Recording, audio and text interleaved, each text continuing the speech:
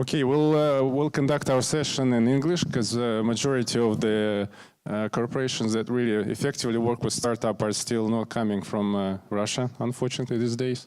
So basically, very often the ultimate goal of a startup is to work with a corporation or to basically sell itself to the corporation. And in Russia, we very often see that corporations are not yet ready to work with startups. Sometimes they complain about startups not being quite corporate grade. Sometimes they just cannot work with the startups well. But we see like internet giants like Mail.ru and Yandex working with startups really effectively. We see some telecom companies starting to work with startups. And today we have very interesting companies. We have legacy approach to working with startups in various ways. And we'll talk about various forms of collaboration. And my first question would be actually to Igor, because I wanted to first of all ask about how the traditional companies such as telecom can actually work with startups, in what kind of ways, what kind of problems you're trying to solve by working with startups, and what is your kind of success stories around that? Well, I think like all companies, we are trying to accelerate the speed of innovation in our company by working with startups. Not only with startups, actually, we work with large companies as well, and medium-sized businesses as well. So, but you know, a lot of innovation, creativity comes with startups, and we try to tap it.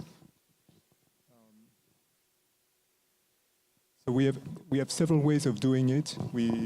We created an internal venture capital fund, Orange Digital Ventures, to invest in startups about 2 years ago. And they created subsequently a second fund to invest specifically in African startups, because Orange is quite, is basically developing its footprint in the AME region.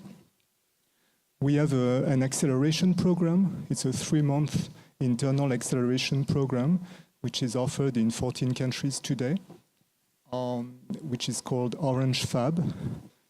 And then there are people like me who belong to a team which is basically scouting startups continuously, not within the acceleration program, and we try to find startups in different geographies, in different technology domains, to introduce to our business units and innovation clusters.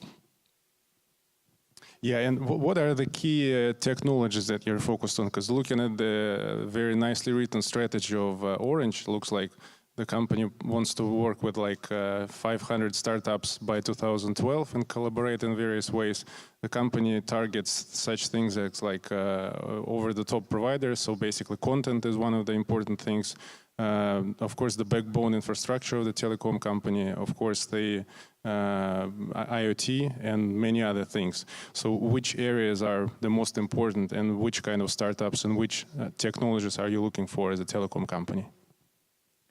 Interesting. Just before this conference started, I attended the end of the previous conference where I think a person from Runa Capital was highlighting the technology domains that will be the most impactful for the years to come. And in fact, it's quite similar to the areas that we are focusing on. So some of those areas are impacting the core business of Orange, because we were born as a telecom operator. Of course, networks is our core business. So finding technologies to develop new generations of networks, whether they're low-speed networks for IoT, like with the LoRa technology, or high-speed 5G networks for broadband applications. We are also looking for technologies in fields of diversifications of our activities. Orange has chosen a series of directions to diversify its activities worldwide. Content distribution to the consumer market is one. We are also about to open a bank, a mobile bank. It's called Orange Bank, and it's going to launch on the 2nd of November. So we are diversifying in the field of financial activities, financial services. About 2 years ago, we set up a subsidiary focused on offering cybersecurity services to businesses. It's called Orange Cyber Defense. So I'm constantly scouting startups in the field of cybersecurity, threat protection, and so on, more and more using artificial intelligence for linking up, traces and spotting suspicious behaviors in networks and information technologies systems. We have set up also a subsidiary to sell solutions to healthcare players. It's called Orange Healthcare. It's a full-fledged subsidiary. And we are also looking for advanced technologies in the field of digital healthcare, remote monitoring of patients, telesurveillance of fragile people, like elderly people, and so on. That's, in essence, that gives you, and IoT is also a big direction for us. We created a platform to capture, store, and analyze the data which is produced by sensors and various connected devices. It can be applied to a series of verticals, such as healthcare, industrial production, and so on. So our Data Avenue platform is a new source of business for us, and we are looking for many different technology partners to enrich our offering. Great. A great example is a traditional player actually tries to embrace new technology, and now from them, the company actually being disrupted to the company that are disrupted themselves. So over to you, Jane. And Google is very acquisitive, apparently, and definitely acquisition is not one of the only ways to collaborate with a startup. So what are the things, what are the expertise, technologies, maybe talent, what exactly are you looking for when you work with various startups around the world? Well, I'll actually start that by talking a little bit about my history and my personal experience doing startups, if that's okay. And then I'll talk a little bit about Google on the other side to give both perspectives. So years ago, I was living in Seattle and doing a number of startups. And I think for me, one of the things that I learned is actually creating that value proposition and getting it in front of companies, and not always large corporations, but smaller startups, medium-sized businesses, to learn and iterate. Because at times they were more open, and it might have been easier for me to get my product in front of them, to then prove how I'm actually doing. And really getting a customer base and some revenue behind me in a partner ecosystem that I could point to, that I was successful was key. And when I talk to startups this week, I've been meeting with a number of different startups that happen to be customers of mine about what they're doing. It's actually interesting to hear that they're really focusing on being successful and not about being purchased necessarily, although they may want to do that, but focusing on being successful first, having a strong revenue stream. Their concerns around hiring, how do they bring the talent into the organization, is actually where I spent a lot of time over the last couple of days, as well as even thinking about, so from a logistics perspective, if you're an e-tailer, how are you selling things outside of Russia? How are you selling things inside of Russia and getting them delivered on a timely basis? So my conversations tend to be much broader when I'm talking with my customers, but it's also just because I think I walked in the shoes a bit in my past. So then when you think about Google and how we think about it and how you can engage, there are a number of programs that we actually have working with startups. There's a website that actually aggregates all the resources that we have. That's called startup.google.com, which is a great resource because it actually helps you walk through if you don't know how to even begin, or you're trying to think about how to hire a board or go out for funding. That can help support you. And then from an incubation perspective, we have launched Launchpad, and is actually open to this marketplace now, and where you can apply to be in the incubator, where we'll work with you on your business model, helping you with technology, as well as even bringing you out to Mountain View to work hand in hand with some developers, which is really cool. Now that's not open to everybody. It is on an application basis, but we do that. But then there's the core business that I work on the ads business, in terms of thinking about the platform and how do you get in front of more eyeballs and get more people using your products to help make you more successful. So then people recognize you and see you as a leader in a specific market category that then tends to have people start knocking on your doors. So that's how I look at it from it, being in a startup, talking to some of my customers that are startups, and also sitting on the other side, working at Google in terms of some of the tools that we can help provide to startups and how you can engage and actually extend your reach. And in terms of culture, you from being in startup now working for the growing but still large corporation, so is there any difference? I mean, because there is always a perception that a big corporation, when it kind of tries to absorb startup, it struggles. Yeah. So how do you feel about changing shoes from being a startup to being like working for large corporations? Well, I think you have to pick the right company that allows you the flexibility to act like an owner and an entrepreneur, and that's actually what my boss says to his entire organization every single day. But having said that, it also, I'm running what I call EMEA growth markets, or the emerging markets, so I have more flexibility in terms of what I'm doing. Maybe not. But I'm building ground, right? I'm building roads that haven't been built in some of the markets that I'm working in. I'm learning from other markets.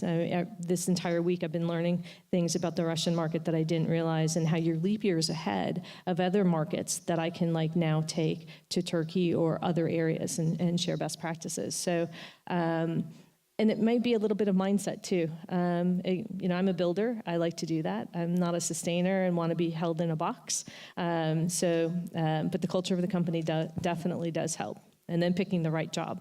Yeah, I like this about choosing the right company. So we'll just put it as a bullet point. Okay, next right company is Pavel. Basically, what's your experience? What are the technologies Microsoft is looking for? And maybe not only technologies in terms of it wants to acquire, maybe some other sorts of partnerships, including where startups basically is a vendor or a customer or whatever else. So what is your insight? Yeah, good afternoon. I would like to start with echoing Jane's point that if you're a startup, you may have different strategies when you work with a larger corporation.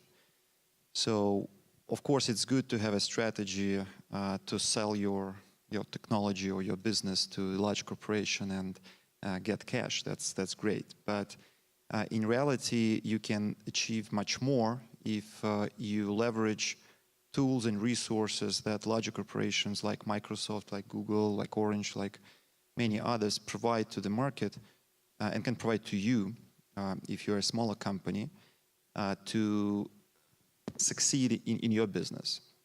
And it's true that Microsoft is a large technology provider, of course. We believe that we are good at that, and we believe that startups are good at business and business ideas, at creativity, at coming with something new to the market, to customers, etc. So from larger corporation standpoint, startup community is not seen as potential acquisition targets for technology only. Although it's clear that there are specific technologies that are of high demand, and there are specific technologies that we believe they will be dominant in the future. Things like VR, AR, AI, quantum computing, and others. But not necessarily we are looking for companies and support companies only in these areas, because the forms of the partnership may be very different. It may be expertise, it may be coaching, it may be technology. We do have, again, as any bigger company, we do have a lot of programs that can help startups to get access to technology either for free or almost for free, which can help to become a successful technology company in the future. But what's more important, it's community building and trying to pass whatever expertise that we have. And for us, it's important to learn from startups as we interact with them. with you guys. And of course, any large corporation is complicated organization, and that's the rule. We can be as agile as possible, but still it's a large organization with certain rules and processes and procedures that we need to follow. So sometimes for us it's much easier to invest and to acquire technology versus to go through everything what it takes to develop it internally. But every time this decision is made on business rationale perspective, of course, in many scenarios we try to partner with young technology companies, not with an assumption that they are targets for M&A. And you say, of course, the decision is made on a case-by-case basis. Would you say there is any specific technology where corporations are better than startups at, or vice versa? Like some technologies really need scale and resources, like a big war chest to basically make sure you invest and develop that technology. Some technologies you need to be really innovative, and sometimes it's just something that's not fit for the big corporation culture. Or is it really case-by-case? Well, yeah, I think that's case by case, first of all, but generally a larger company will go into acquisition only if the company believes the development cost and time to market is high internally. So, and the recent example from Microsoft is when we acquired a company doing mobile client for Exchange Server, right? And now some of you, most of you use this nice Microsoft Outlook app on Android and iPhone, which is nice and cool. And I was not part of the decision, but I think that the decision was made. Okay, what does it take to develop a similar appealing technology Microsoft owned versus buying that, and the decision was to buy. And in some cases that would be different. Thanks. Now I probably will ask you in turn, starting from Igor, to probably describe what are the various entry points for startup into the corporation, and what are various success stories in terms of startup being acquired, startup just being invested and becoming a vendor, startup being a customer, or startup being something else, whatever. So maybe just describe some really interesting success stories to inspire the audience to think about like these ways of working with the corporations. So I'll probably start with Igor.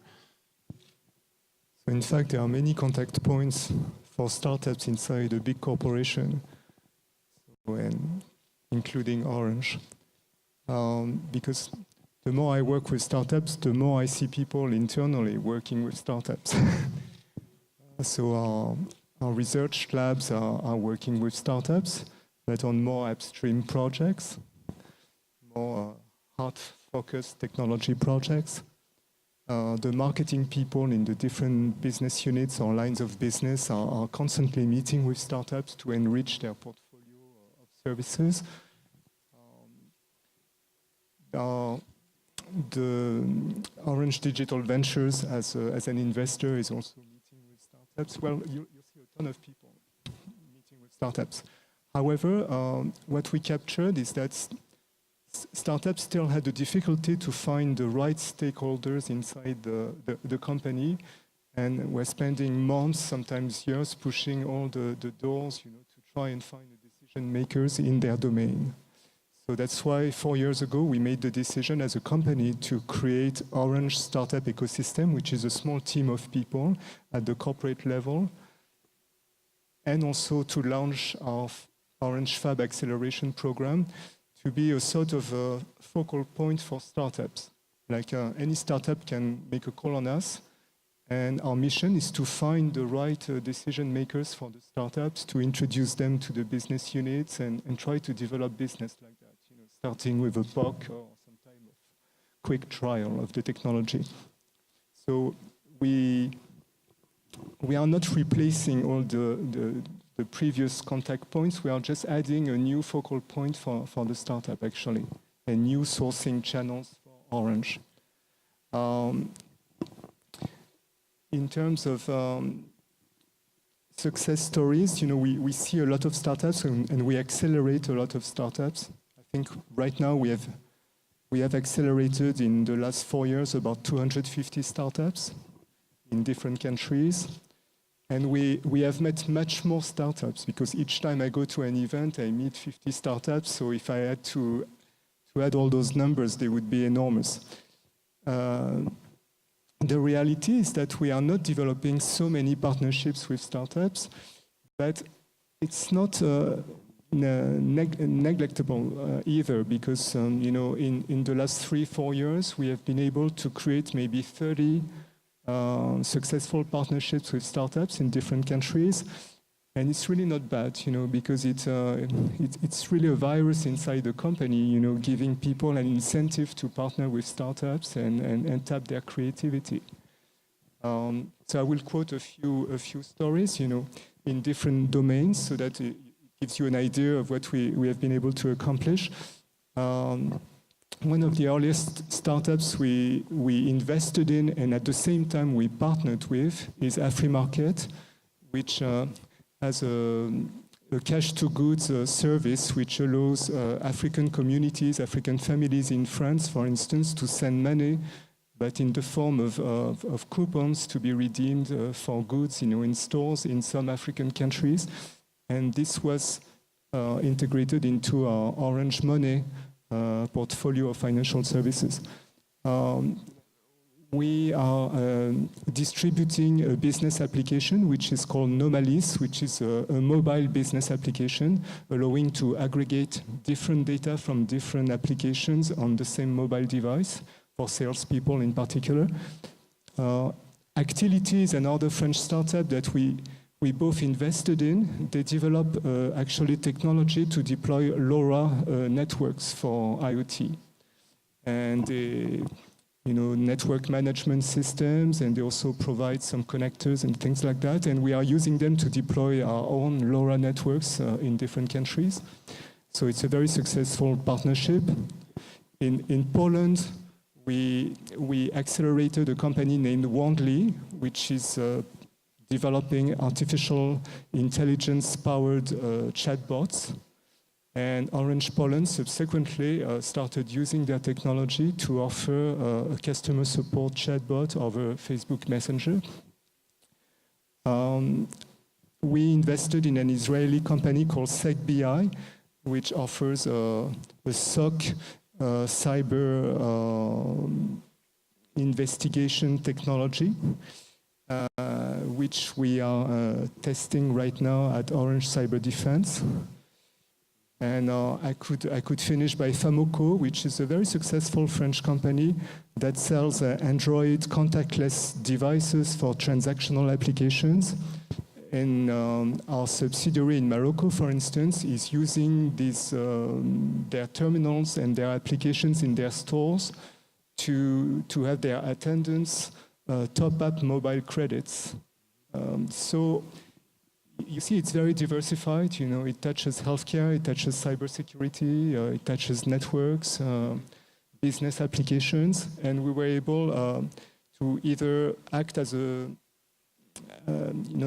company is either a supplier to us. We can co-develop a solution.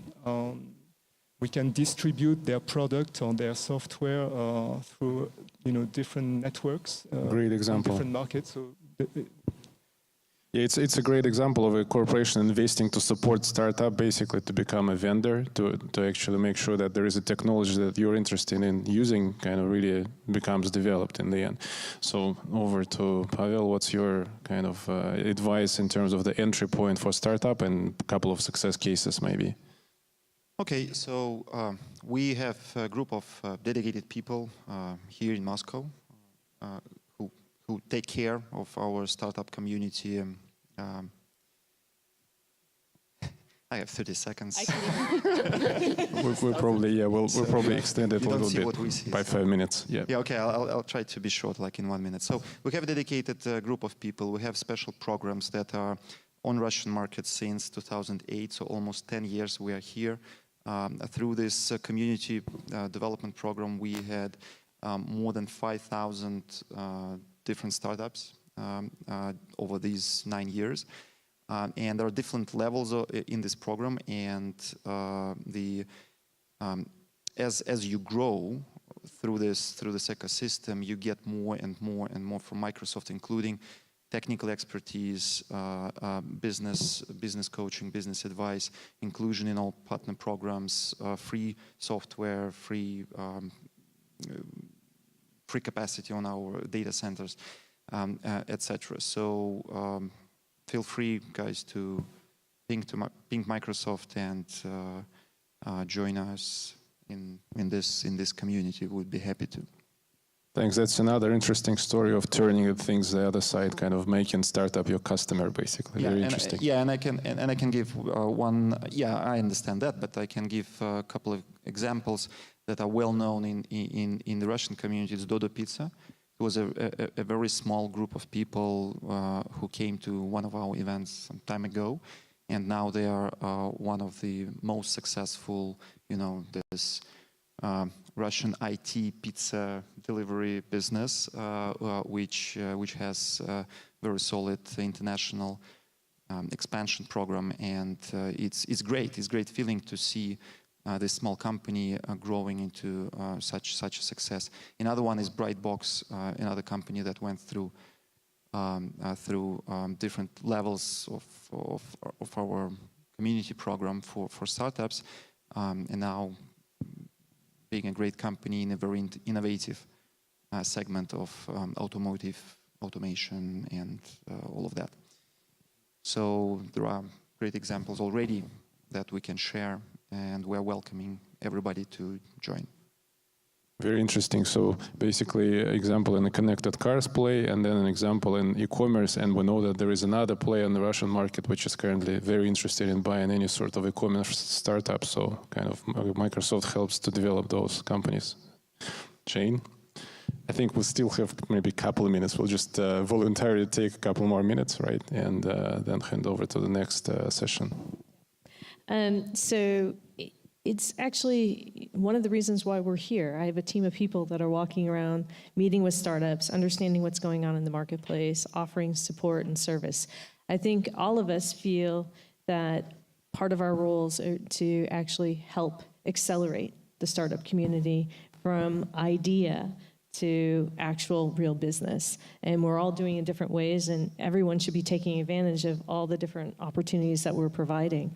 And when I think about, I actually reside in Dublin right now, and there are 6,000 people, engineers to support to sales, and sitting in Dublin, and we actually are actively involved in the startup community, and people fly into Dublin for our events to actually spend 2 to 3 days with Googlers, with other organizations, to bounce ideas off, go through your ideation and actually pitch, and have with a number of different incubators, as well as just working with Google directly. So I think all of us have lots and lots of resources, and the question is finding the right ones for you. We have startup.google.com. I mentioned the Launchpad program, so there are a number of different things that we do, but it's really finding the right fit for what you're trying to do, and finding the right mentor that you can meet, whether it's in one of our companies, walking around these hallways, meeting with the VCs, because the person that's going to have that personal connection is going to be able to open some doors for you. But again, I get back to being successful and focusing on, keeping your head down, making the business grow, develop it, is really the key to success, and good things will come from that. Whether it's an acquisition or going public or just having a really great business that you get to run and pass on to your family if you want in the future. So keep your startups longer, your startups. Don't hurry to sell it. That's the conclusion, right? And basically, we probably would conclude with just wishing all the startups that we have here to find the right kind of partnership, make corporation your client or vendor or maybe acquirer. So good luck, and give a hand to these great speakers here. Thank you. Thank you. Thank you. Thank you.